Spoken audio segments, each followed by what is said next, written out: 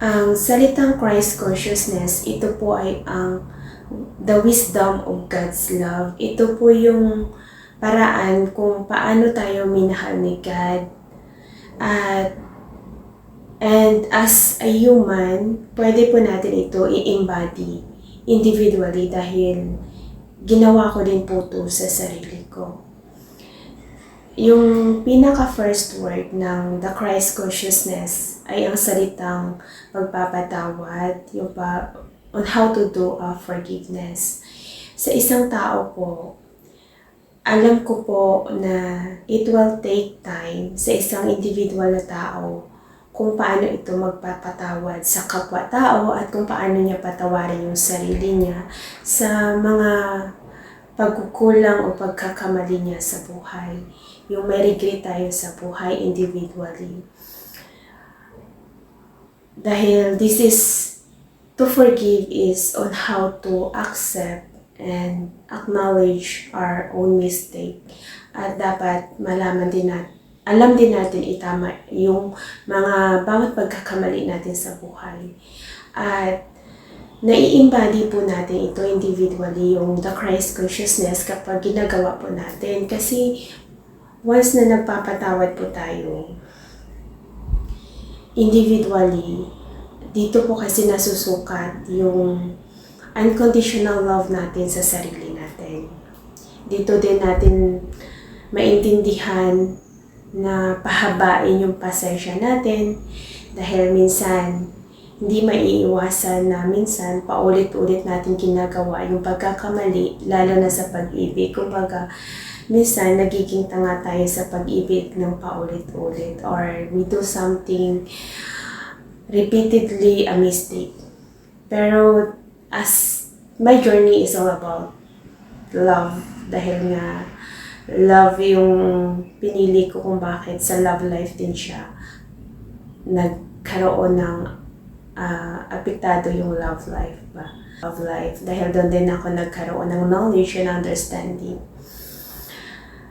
Dahil nga sa twin flame journey ko. So, sa pagpapatawad po natin na ginagawa, hindi lang sa sarili natin, at kundi sa kapwa natin, matututo tayo magpatawad sa kapwa natin kung alam natin, mahalin yung sarili natin deeper. Dito po tayo kasi magsisimula na on how to speak the truth within ourselves. Dahil po ang salitang spirituality, ito po ay ang deep knowledge and understanding deeper to our soul. Ito po yung moment na mag-connect ka sa soul mo kung nagkaroon ka ng emptiness of your thoughts. Ibig sabihin, detach ka na po sa any physical world knowledge. Kung yung mga makamundong karunungan, detach ka po doon.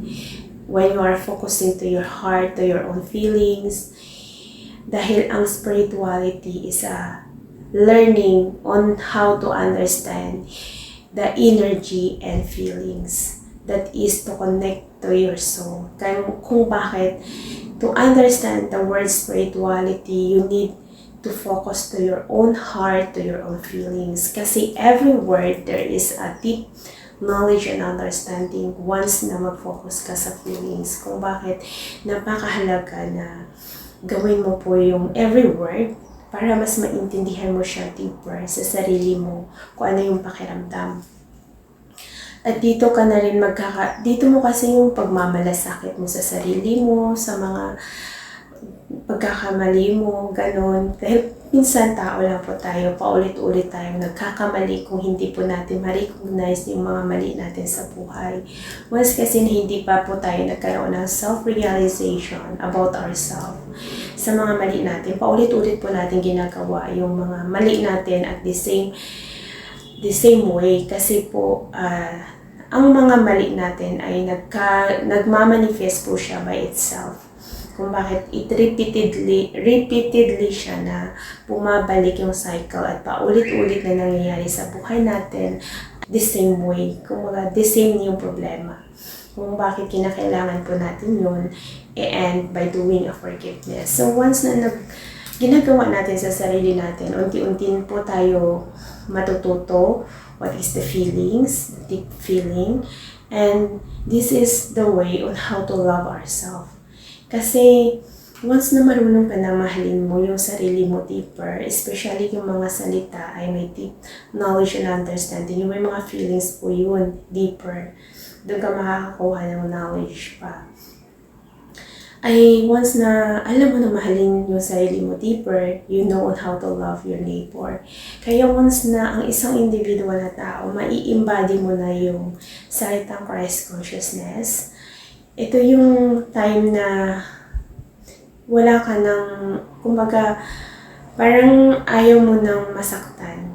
Dahil alam mo na yung feelings, kung ano yung pakiramdam ng may galit sa puso mo. Kasi once ang tao may galit sa puso, andun ka pa sa feelings of sadness, suffering, and yung parang loneliness ka pa, nalulungkot ka na, parang hindi mo makita yung sarili mong kaligayahan dahil naka-attach pa yun sa mga tao sa paligid mo, sa mga material things, yung ganun.